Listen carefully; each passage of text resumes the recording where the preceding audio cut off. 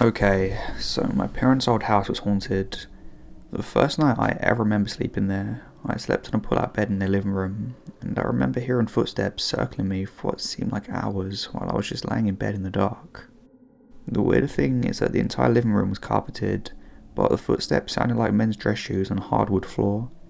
After that, my sister and I would constantly notice the lights on our radio going on and off by themselves. My sister and some of her little friends went through a witchy phase and ended up having a seance in her room and took photos when they did. That was back before digital photos were a thing, and when she got the photos developed, all the light from the candles looked like it was smeared across the photos in a dark room. So much, in fact, that that was all you could see in the photos at all, smeared light in an otherwise dark room. And the weirder part was that she told me the lights were on in that room the whole time. I think after she said that, she may have invited something less friendly there, because I remember sometimes getting so creeped out in the living room at night that I'd literally run through the room to get out as quickly as possible. I've lived in a few haunted houses, the second of which was mine and my husband's when I was barely 18. It was a trailer in a really nice trailer park. Anyway, when my friend and I were in my bedroom waiting for our guys to get back from somewhere one night, we suddenly heard them walk in the front door finally. So we both got up to see what took them so long, and when we got to the front door, no one was there. We were both baffled and freaked out. Another time, I was woken up before anyone else in the house, and I heard my stepson get up and turn the TV on in the living room. So I went in to greet him since our rooms were on the opposite ends of the living room. When I got there though, no one was up and the TV was still off. About 10 seconds later, I saw him come all sleepy-eyed in his room, having just second woken up. Other times, and quite often especially when I was alone, I'd hear knocking all over the living room walls, like someone was knocking from inside the walls or something. It was really creepy, but not nearly as creepy as whatever was in my parents' house. Whatever that was, it just terrified me.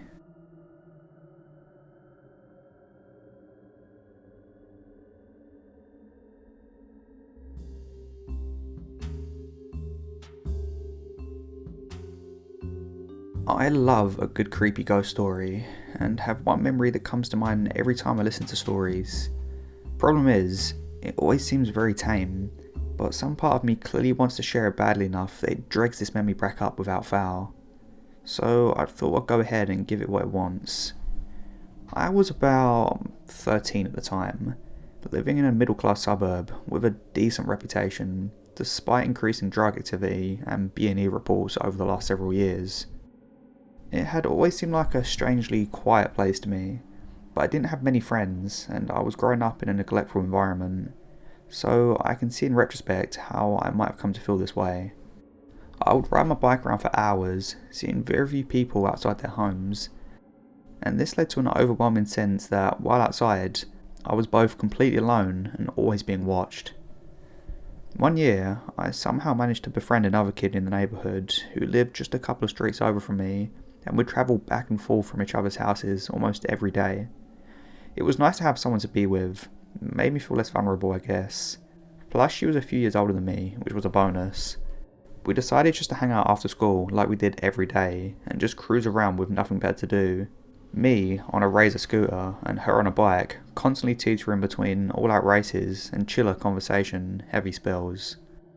Oh, another important bit of information is by this point I'd already been diagnosed with severe generalised anxiety and had learned through my stellar home life never to trust my gut. We were making our way up the hill for the third or fourth time when a white, windowless van, I know, biggest cliche, pulled up out of a driveway several houses behind us. Obviously, we thought nothing of it. It was a large neighbourhood. Even though there weren't loads of people outside, there were still cars travelling constantly in and out. Admittedly, being dumb young teenagers, we were totally hogging around and didn't even realise until noticing the van was driving quite slowly behind us. I remember calling for my friend to move to the curb so this guy could go around, and she did. But the Creepmobile didn't change, of course. It stayed several yards behind us, crawling along at the exact same pace. This is when that sinking, anxious feeling started to kick in for me. But I was quick to remind myself that my brain was broken, and so the odds of nothing being wrong were probably true. Besides, my friend didn't say anything about it, so it must have been fine. I mean, she stopped talking all of a sudden, after hours of yammering on, but it was probably nothing.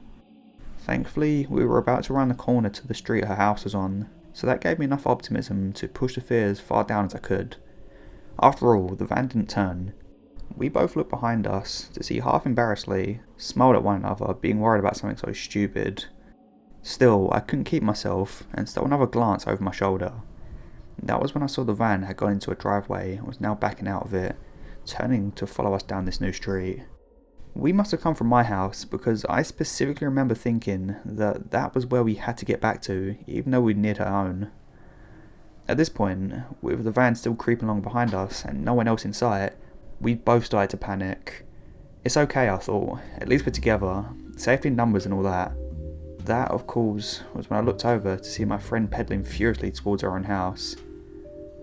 I must have called for her again or something and gotten waved off because any composure I'd managed to hold on to completely disappeared by now, and I bolted down the street as fast as I could and my scooter could carry me, knowing that the end sloped downwards and would help me speed away.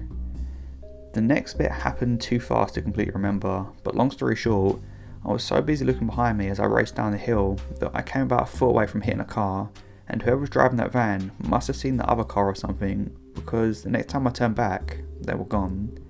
The car in front of me drove off, somewhat irritated, and I ran full speed back to my house, throwing my scooter down as I hit the driveway and raced inside. I don't think I said anything afterwards. I think I just convinced myself that I was just being paranoid.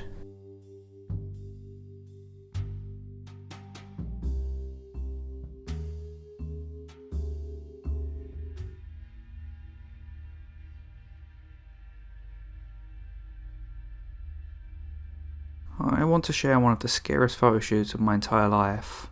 Not only because of the creepy subject, but also the creepy guy. You can treat this as a cautionary tale. So last night, my model and I went to do a photo shoot we wanted to do for a long time. So basically, I wanted a dead girl in your headlights at night type of photo. It was 9 PM and it's already pitch black here. We found some deserted road in the middle of nowhere to start the shoot. We went through 2 outfits and she started to change into the third.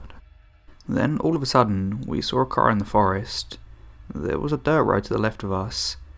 Apparently he got stuck in the mud and couldn't get out. I'll post a video of it somewhere in the comments. We were waiting for him to go and get unstuck and drive wherever he wanted to drive, but it was taking so long and we decided to go for the shoot. She was still trying to change. It's not easy in the dark in a small car. So I decided to go outside and get my settings ready, so she wouldn't need to stand in the cold rain for too long. As soon as I get out, this dude magically got unstuck and sped to the road we were on. So I hopped in the car, we locked the door and sat in there.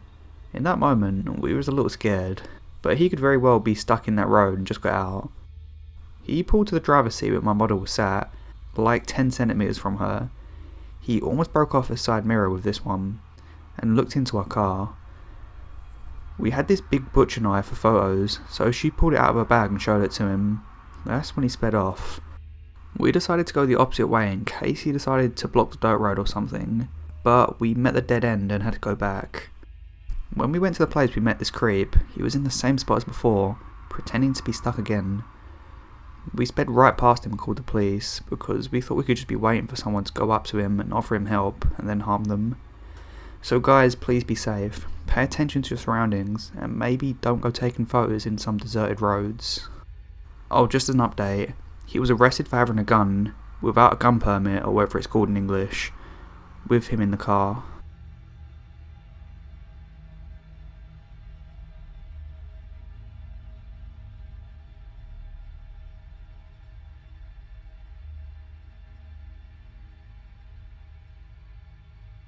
I've been debating on posting this, not because I'm scared, but simply because this is my first post since joining Reddit.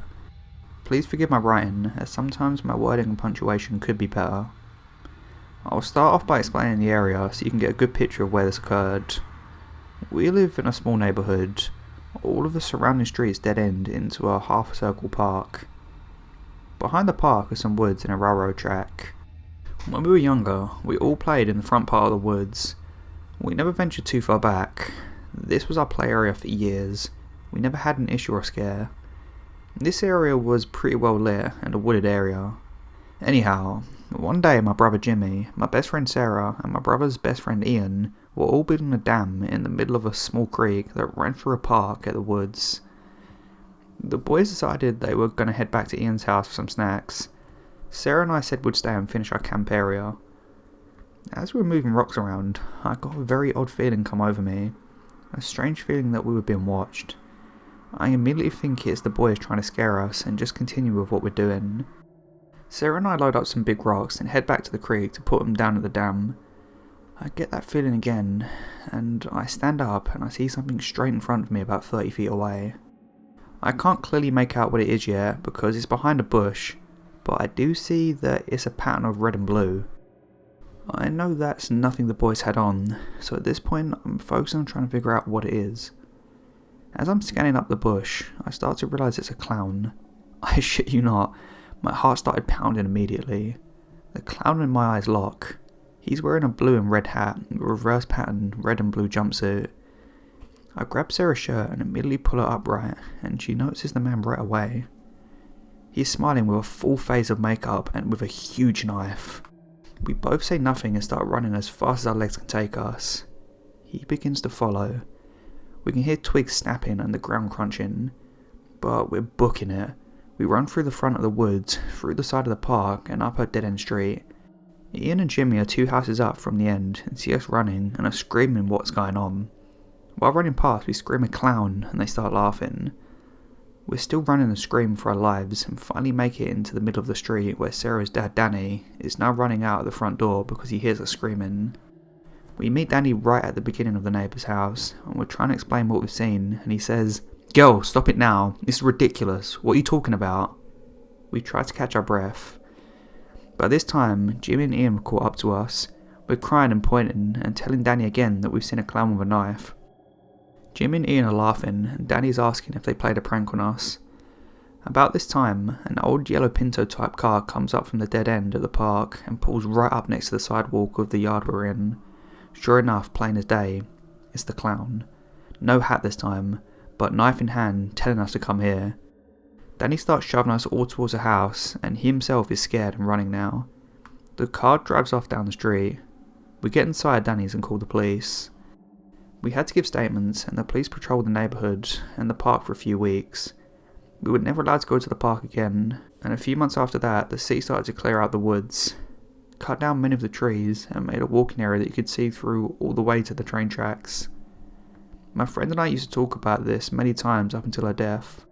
No one would believe us had they not seen it as well. It was just so scary.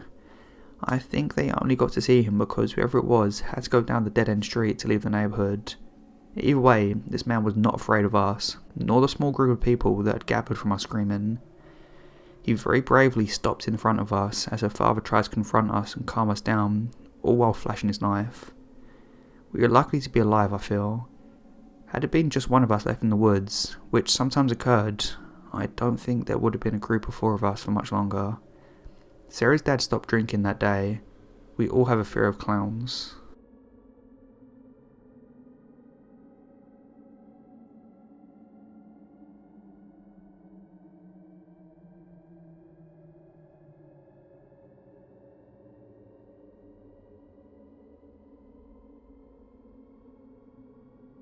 Okay, so I'm going to tell you the scariest thing that's ever happened to me. Thing is, I'm not an English speaker, even though I manage. I'm not sure about all the technical scuba diving vocabulary. I'll do my best, but please be indulgent. It happened between last Christmas and New Year's Eve.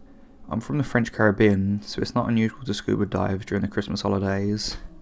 My family and I, 25 female, booked a few dives. They're all really good scuba divers, better than me. They pass a few scuba diving levels that allow them to participate in way more technical dives than I'm allowed to do. I enjoy scuba diving and, well, I'm able to do almost every casual dive, but I don't feel safe diving without an instructor yet, even more if it's a dive with decompression stops required. If anyone isn't familiar with scuba diving, here's a quick explanation. You can dive safely until a certain depth before the pressure becomes dangerous. If you dive below that point, which is roughly 20 meters or 65 feet, you have to do decompression stops during your ascent. It means that you have to start while going back to the surface a certain time to let your body adapt itself to the pressure. If you ride up too quickly, you may catch decompression sickness, which can lead to, in worst case scenario, death. So we decided that I could manage a little private session with an instructor first, prior to a more exciting dive with my family.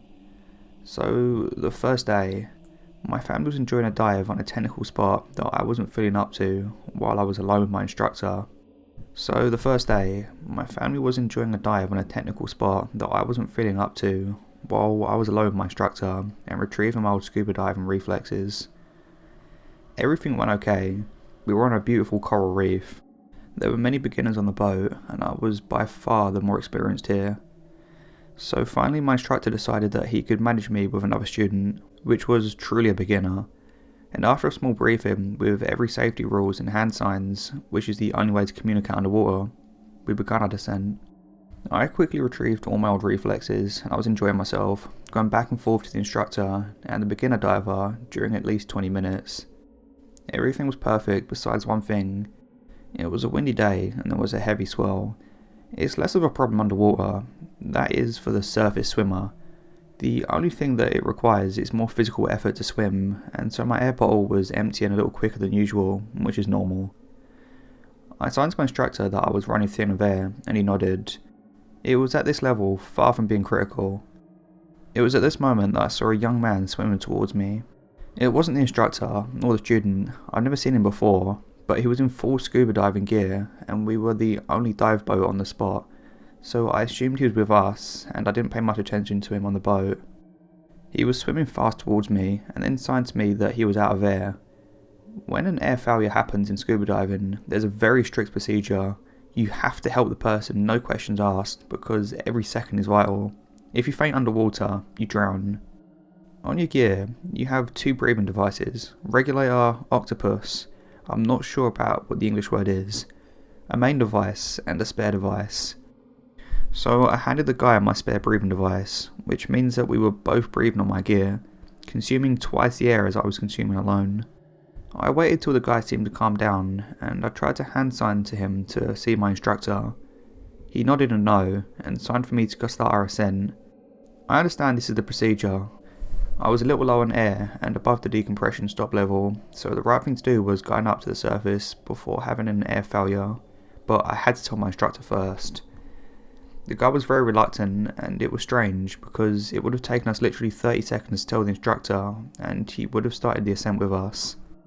During this time, I was panicking as I was seeing my own air level go down, and I saw that our instructor was staring at us quizzically and swimming towards us. It was in this moment that the guy let go of my spare air device and started swimming away, breathing again in his own breathing device. I was totally lost and started my ascent with my instructor. Once at the surface, because of the tides, I was feeling dizzy and nauseous, so my bizarre encounter wasn't the first thing that I debriefed. It was after I'd calmed down and the boat was driving towards us on the beach, without the strange guy, that I asked my instructor what happened. Maybe a guy who lost his group and needed some time to calm down, I replied. Okay, but why did he tell me that he was out of air? My instructor told me that I probably misunderstood his hand signing, that he was probably not telling me he was having an air failure because he left breathing on his own device. I'm sure I saw him do the air failure sign, but okay. The next day, I joined my family during the dive, and the instructor was different. It was a girl this time, Charlie. I've had time to think about the guy, and I was worried about him. So I told everything that happened to Charlie, and asked her if she knew the guy, and if he was okay, because I didn't see him going back to the surface. She asked me to describe him, which I did, and she told me, "Oh, that's Marvin, don't worry about him. He's preparing himself to become a scuba diving instructor. Every time he has a day off from the restaurant he's working in, he asks us to dive with him on a coral reef in the morning to pick him up in the afternoon. I ate at his restaurant in the noon and saw him, don't worry." I was feeling relieved and told myself it was just some comprehension issue with Marvin. The rest of the week went without any incident. I was doing more and more technical dives, and everything went very smoothly. Charlie was a wonderful instructor.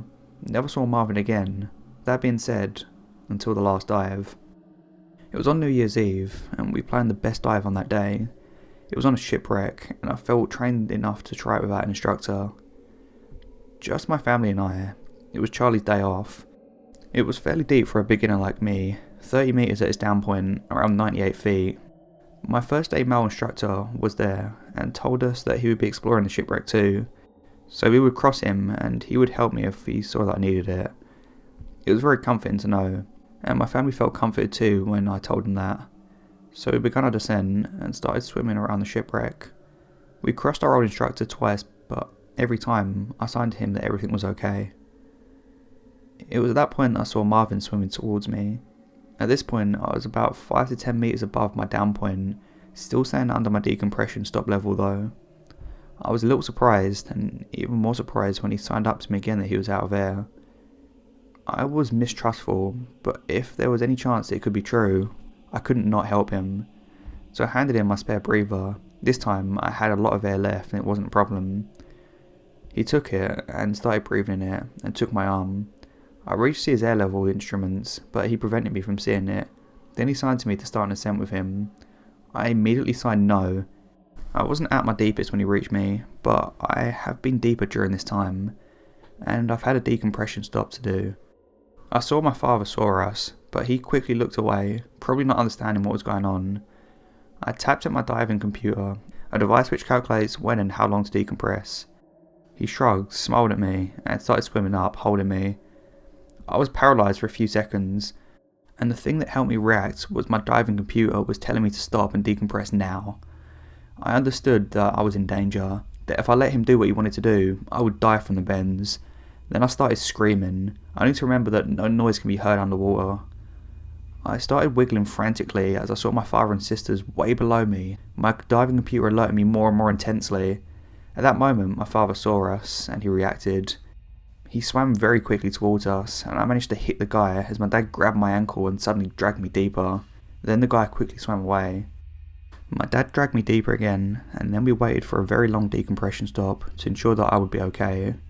Then started heading towards the surface very slowly and cautiously to the surface. On the surface I started crying frantically and went back to the boat. My father then told me that he thought Marvin was my old instructor, and that's why he wasn't surprised at first.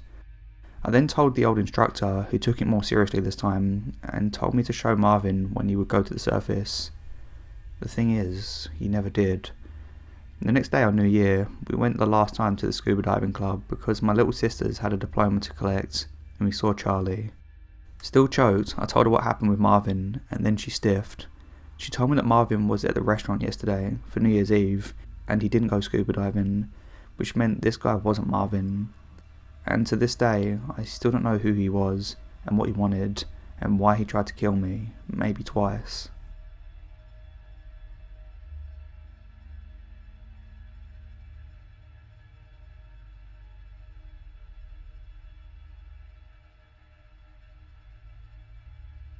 These events happened 4 years ago. I'll start off by saying my name's Alan, and my best friend name is Matt. Matt and I have been friends for 7 years at this point. Matt's dad usually lets us do whatever we wanted. I normally went to Matt's house and partied every Friday night.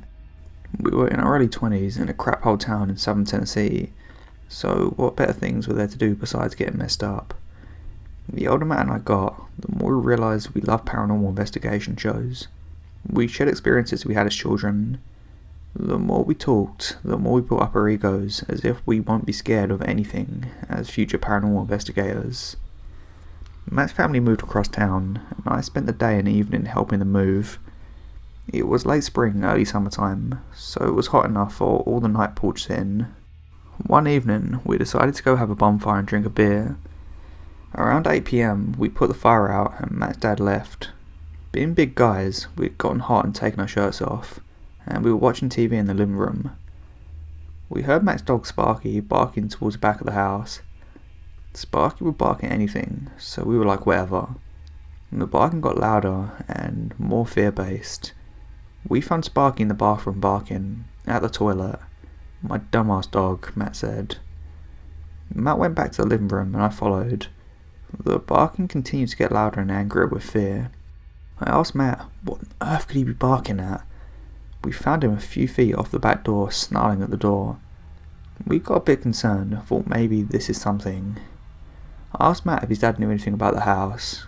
He said no, but I had brought my camera, So he cracked a smile and said, let's investigate. We went through the house doing everything that we'd seen on the ghost shows on TV. We got nothing in the house. I said, Sparky was barking at the back, let's go out back. We took our belts off and held them, like there'd be some sort of defense weapon. When presented with a real life situation, those egos we had shriveled up like raisins. I told him to take the back corner of the house and cover me as I ran to the unattached shed's back wall. It was about midnight and the small backyard connected with the woods, so it was pitch black dark. I'd gotten ballsy, so I started imitating the famous ghost hunter Zach. If you have any balls, show yourself, I shouted, and then proceeded to say, don't be a pussy. So no sooner than those words came out of my lips, I felt a presence come upon me. It hit me with a force hard enough to knock my 6'4", 300 pounds ass back 10 feet. At this point, Matt had already taken off running. I jump up and look behind me.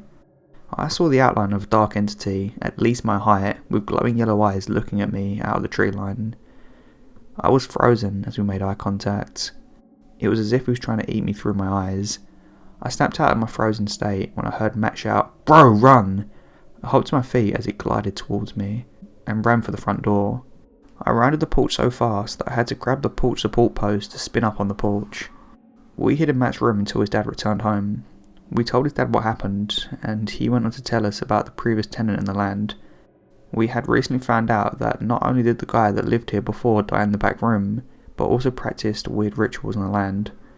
We made it through the night, but I never again felt comfortable there. It was as if I was being watched like a hunter watching his prey. They moved again not long afterwards, and I always try to avoid that road the house is on.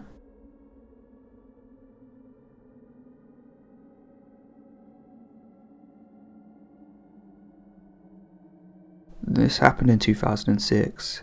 I was around 12 years old at the time. Well, at the time, my grandparents used to live in a small house beside a big lake called Lagoa do Umurai, in the countryside of Santa Catarina, Brazil.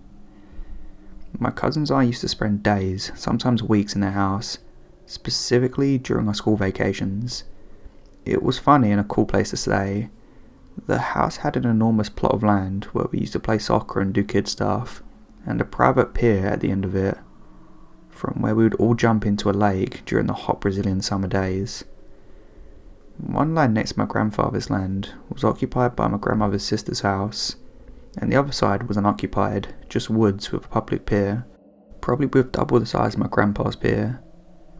The public pier was way wider, probably around 1.5 metres, and had around 50 metres from end to end. It was perfect for us kids to run together and jump into the lake, and also we felt we had more privacy there, far away from our grandparents' view.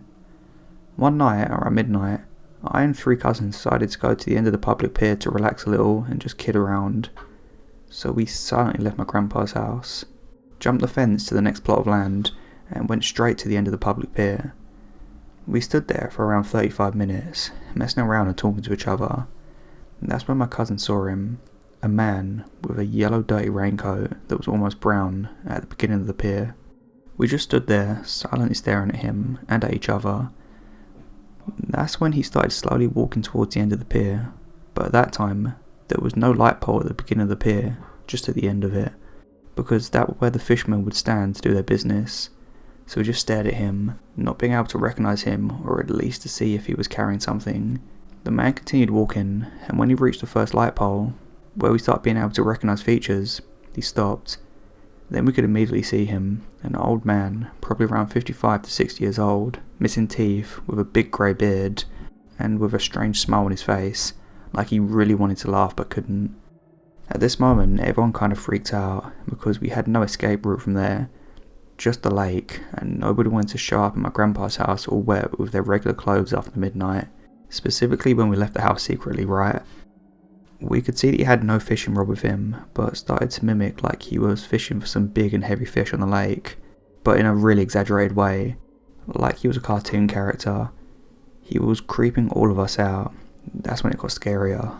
The man suddenly turned to us with a sad face, like we were sad that he didn't catch his imaginary fish, and then casting baited fishing line into us, waited 2 seconds, and started winding his imaginary heel to the wind in the line. But instead of making the pulling movement like he did before, he started to jump closer to us with every turn of his heel, like he was being pulled by us.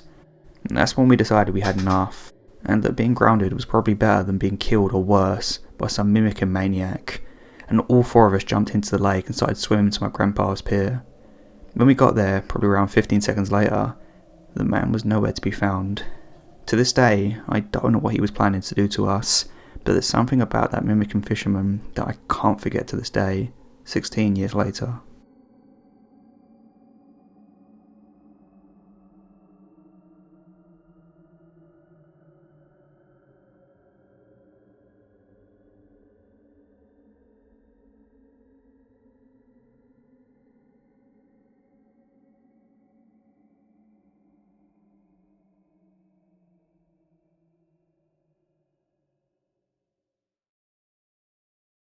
Hello everyone, I just wanted to have a little conversation because I'm bored, to be honest, and for those of you that don't know, London and Essex have gone into tier 4, and that basically means that we're in a complete lockdown here. I live on the border of London and Essex, so I'm pretty much right in the middle of it, where the worst cases of coronavirus are and where the new strain of coronavirus is. So I'm pretty much just stuck indoors now. And I mean, I can understand why we're not actually allowed to go to see any of our family members at Christmas now, the people that are in tier 4. So I'm